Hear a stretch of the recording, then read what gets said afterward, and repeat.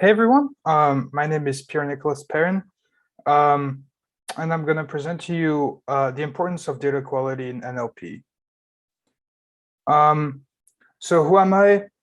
I'm a graduate, about to graduate at UNC Chapel Hill, and I'll be studying my master's in computer science in the fall, and I'll be concentrating in ML and NLP. And I just love machine learning, NLP, and anything data. So I'm pretty excited to present this to you. I've learned these things quite extensively, and I'm doing a bit of research on these things. So it's important to define what data quality really means. A lot of people don't really know what it really stands for, and yet it's probably the most important concept to understand. As a whole, data quality really just means, is your data consistent? Is it complete? Is it timely? Is it state of the art, or is it just completely 50 years old and not applicable anymore? And the most important is it reliable? Can you draw good predictions from it? Can you train a model effectively using that data set? So here I have two data, just pieces of data. Do these things seem like quality data to you? If you're not super familiar with NLP, I think actually it might be difficult. The left one is not very good data. It's quite noisy, and honestly, it's quite hard to read. But the right one is actually from Penn Tree Bank, which is one of the biggest, most notable data sets in NLP history. However, the left one is a lot easier to read, whereas the right one, a human, without knowing the context, could not necessarily know of its provenance and honestly what it means. Yeah, it can be quite difficult to know, and you have to know what your data set, what the aim of your data set is, and what your end game plan is as well. A big tool that helps us understand why data quality is important is the way you represent your data. So here I have three common strategies in NLP to represent data. Quite generally, we're in NLP, we don't really use straight words. We mainly vectorize the words because they capture so much more. So here we have word embeddings, count vectors, one-hot vectors. Count vectors, they're quite easy to understand. They're just counts. So here we have a sentence, the University of North Carolina is the best. So we have clearly, we tokenize the words, and we just simply counts the number of times a word appears. So this is a decent strategy, but unfortunately it doesn't really capture any semantic knowledge of words. It's just quite a naive approach. One-hot vectors are similar. We basically have a vector that encodes 1 or 0, and here, for example, the first position would be cat, the second dog, third couscous, and we would just put a 1 where the word is in the vector. So it's also quite naive. It doesn't represent much at all, and these have different uses, but the main one really is word embeddings. And word embeddings are just word representations, and they allow us to categorize words with similar meanings and to be able to cluster them together. There's a bunch of algorithms to make such embeddings. Actually, most current ones use neural network architectures to do so. And right now, they're state of the art of data representations. I don't think we've found anything better yet. So here, for example, we categorize these words in terms of similarity with other categories. And that allows us to, if we reduce the dimensionality, to cluster these words. And we see here that these words have similar relationships, right? So a man and a woman are, the allegory is quite similar to king and queen. And so actually that helps us a lot in NLP. And here I made an example of my own. So grape, of course, makes wine. But what about if we want to know what the equivalent of what wine is to grape for barley? So actually with word embeddings, it's really simple. And that's why they're so powerful, is because we can make we can extract such relationships from simple vector operations. And that's why they're used everywhere now in NLP. So, like I said, we don't really use raw vectors for our data, and we vectorize them pretty much all the time. And that just is because they just englobe so much information about what our word means, besides just the word itself. However, these vectorization techniques, these representations of data, are almost always pre-trained or are trained by you.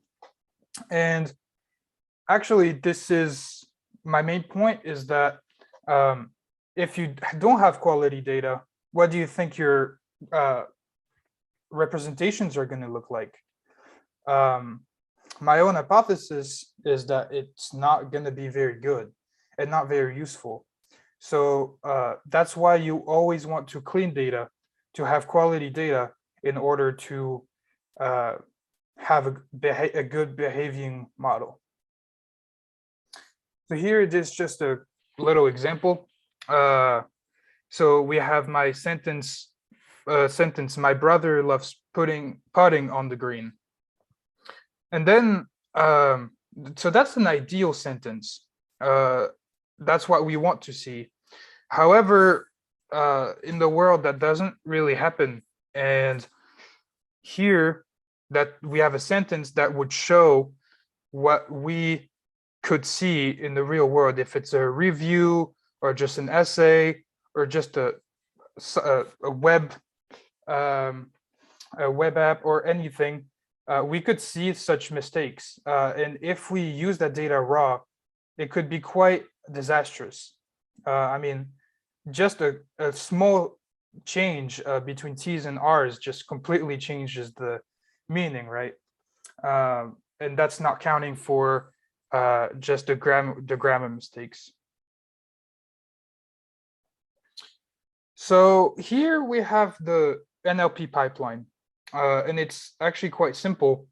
We start with the data corpus, so it can be just a bunch of words, it can be sentences, it can be just a book that you use for training, and you have to pre-process it. And we're gonna go into more depth about what that means. But it is probably the most important part of this pipeline, as we saw previously. Then we tokenize the words, and we use that process data to then represent using the techniques that I showed you earlier. The one-hot vectors, count vectors, and word embeddings all require you to have clean data, to have data that's consistent and reliable in order to make most use out of it. Then we just use this directly into our model, which is where the danger lies, because you need to be certain that those representations really show what you want them to be. So the data pre-processing pipeline is quite simple. it starts with cleaning your data.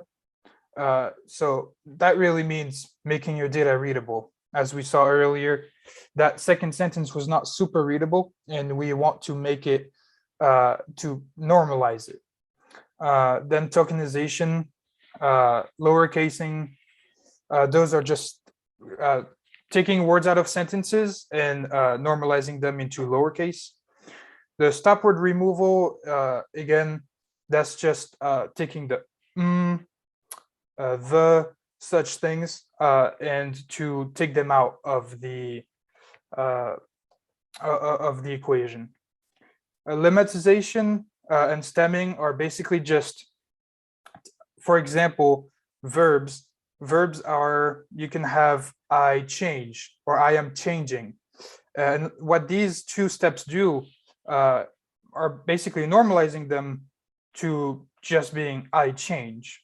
So actually, you might think this is a terrible thing, because then you don't really capture time or context in your data, but you'd be surprised in how much it really impacts your model. Actually, it's not, almost none at all. You really need to do this in order to normalize your data and make sure that all the roots of words are really what you use instead of possible mistakes. So data quality, therefore, is super important.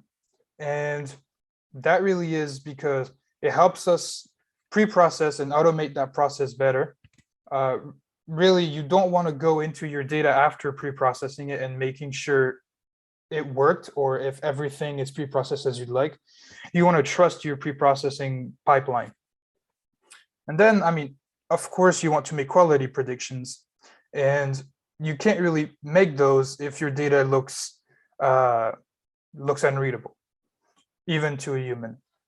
And then I'm not going to go into much depth about this one, but you want an interpretable model.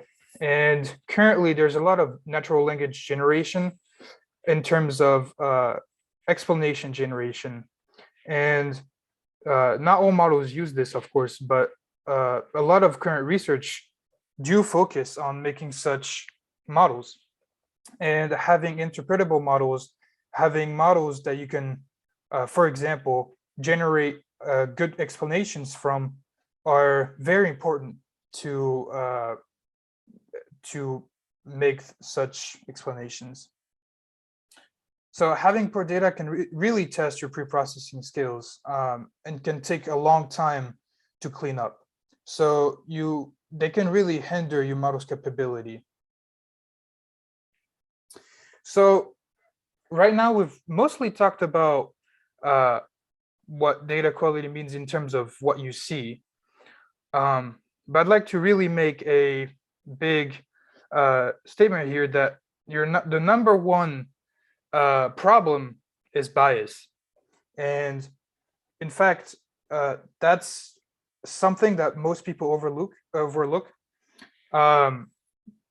It's when you think of data quality in NLP, most people are going to think what I started with, and that's unreadable data. But really, the number one killer is bias. It's quite sneaky. As a human, you're likely not going to be able to capture that bias unless you know of it previously. And for example, here is what bias really means. I assume most of you have some experience with machine learning, of course, but bias is quite sneaky. And in the top left corner, we have a completely biased data set, right? We have almost no variance, and we can really see that the data is clustered where we wouldn't like it to be. On the right, though, we have more variance. And although now that I've labeled it as a biased diagram, of course you're going to think, oh, this is biased. But if I gave this data to you already, it's quite hard to know if this data is biased or not. I mean, you have something to compare it to with the bottom two diagrams, but it's, if I gave this data to you, you wouldn't necessarily be able to tell me, okay, this is not very good data, it's biased, I'm not going to use this, or I'm going to try to find something else. So this is where the danger is. As a human, sometimes it's quite hard to know without any help. It's quite hard to know when your data is biased and when your model could return completely wrong or completely inappropriate predictions. So bias really comes in three big categories, but there's of course a lot more. And those are biases of the data. Of course, there's a lot of model biases, such as exposure bias or such that we won't cover today because these have to do with the model. But in terms of pure data, raw data, there's three big biases. And it depends on your application, of course, but those are the main three ones. And it's racial bias, gender bias, and contextual bias. So racial bias, of course, it's biased in terms of races. If your data represents mostly a dialect of African Americans in the South, that speech might not really represent a speech of Asian Americans in California. Just the vocabulary itself might differ, and you really have to balance these. The gender bias, of course, that's just the dichotomy between having like female, male, or non-binary. Most of the time, your data is actually going to include male as the main quote-unquote protagonist. And it is important to capture such biases and to make sure that, for example, female words are not biased against, because you do want to see them in your prediction sometimes. And depending on the test, they actually might be more important. So really, those biases are quite interchangeable, but you really have to have a way to find them, because you're not going to go through 60,000 sentences by yourself and try to capture those biases. And then contextual bias, I don't have an example here, but that really means, okay, I give you a data set, and it's, let's say it's just medical data. If it's medical data from South Africa, it might be contextually different than medical data from New York or Boston, because you might encounter different disease. You might have different dangers for the population. So that's where really that contextual bias comes in, is where does that data come from? How applicable is it to what you want to do? And can you really trust its context? So there has been very extensive research about the scoring and automating it for dataset data quality. And it's very, very easy to clean up your data, but it's a lot harder to score a data set in terms of its biases. And right now, there's a 15-plus-year-old strategy that still stands as the standard rule. That's called the Data Quality Index. And that Data Quality Index, or DQI, really helps dataset creators and users to create datasets free of unwanted biases. And it has two main components. So it has visualization and automation. The first one, of course, you want to understand the quality of data through visualization. And we all know that visualizing the data, we can really see the impact of each data point on the overall quality. And DQI actually streamlines this process and makes it a lot easier for the user or creator of the data set to understand their data. And then automation, it really just means what it is. We want to make the model more robust to adversarial attacks, to bias attacks, and it really helps the user or creator get rid of biases. So for lack of time, I'm not going to go too deep into what DQI is, but this is the general overview of the process. There's a bunch of papers online that you can search for, but basically, first DQI analyzes the bias and then tries to capture the bias. Those two steps are quite normal, and actually the way they do it is pretty interesting. So if you have time at some point to look into it more deeply, I think it'd be really useful and cool for you to do so. And then in terms of DQI here, it has a user interface. We're not really worried about it, but the way it was presented had a user interface. Then it assists users with automated tools. So it will show, okay, these data might not be useful to you and honestly might bias your overall prediction. Let's get rid of them. And DQI actually helps you make those decisions.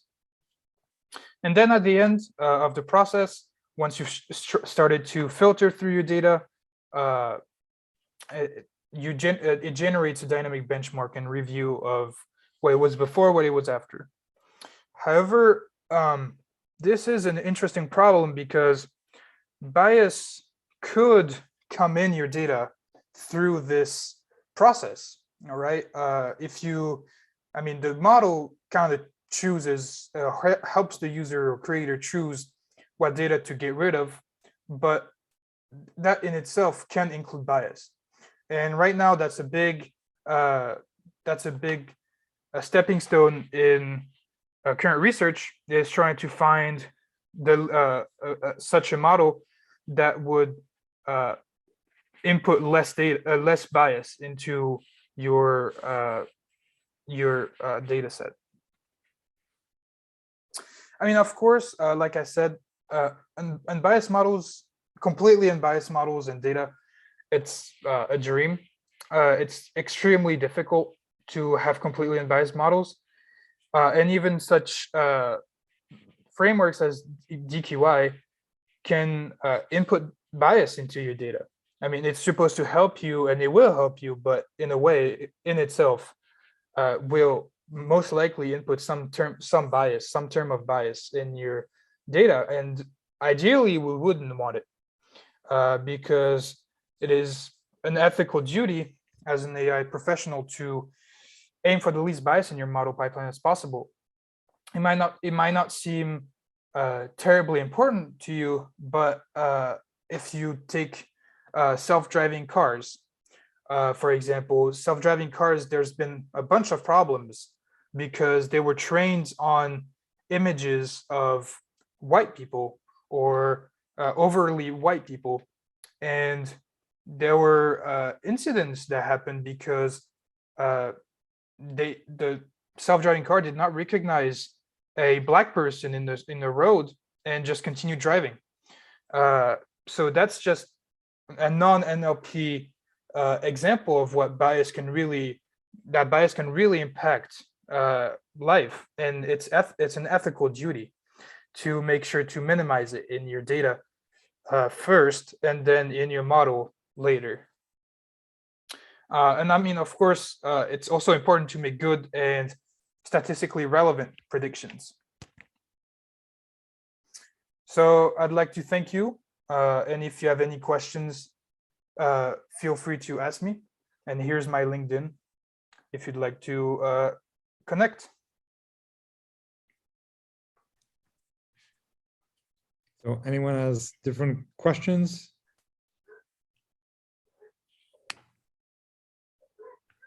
Really good talk. Can you tell me where can we find more information about DQI? Yeah. You can honestly, you can just Google it, and you can. It will be one of the first hits on Google. There's a link in my resources that has the paper itself, but there's a lot of more accessible links out there that goes over the overview of the pipeline without going to the nitty-gritty math of the model. Okay. Are there any other pre-processing techniques that you could elaborate on? There are some. Generally, if we go over, this is the basic pipeline. There are now more and more models that actually are, their whole use is to pre-process data.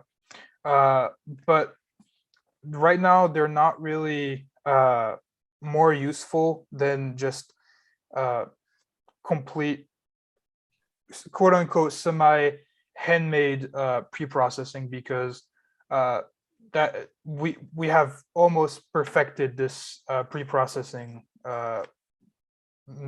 by hand.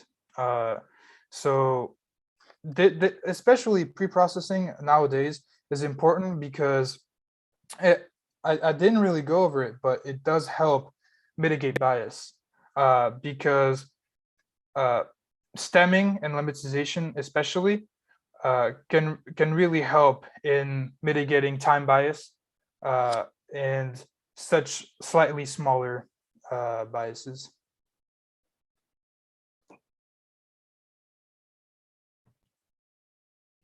Oh, and someone is asking where you can find this PDF. So you're going to send it to me so I can actually, we will put it in the member area of AIDAUG. Okay.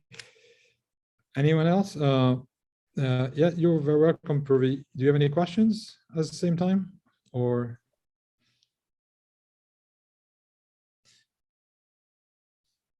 So also, do you have to apply all that to be successful, or you can pick and choose, or can you do something a little lighter, or? Do you mean for pre-processing or in terms Yeah, of? it seems pretty heavy. It's not really. Generally in Python, it takes you about 6 lines because there's libraries full of absolutely state-of-the-art pre-processing techniques. NLTK is one that I use quite often.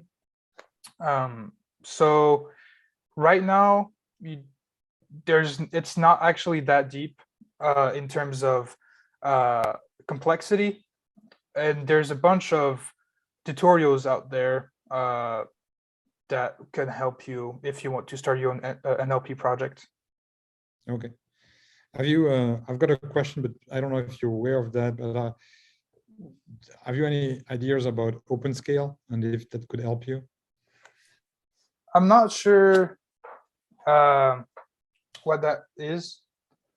Do you mind elaborating? It's a question from Martin. Martin, do you want to elaborate, or? I think I think we can also, okay, he said we'll discuss that later. You can have a discussion on Slack. Sure. Okay. We are, so may I say that you're still looking for an internship? Sure. Yeah. Yeah. I'm open to internships for sure. Okay. So you've got his LinkedIn, and if you've got an internship in NLP, might be looking at a good candidate. Okay. People are so shy today about questions. So basically all that you did with Python. Yeah, that's the standard. PyTorch is the one that I use because I have a more research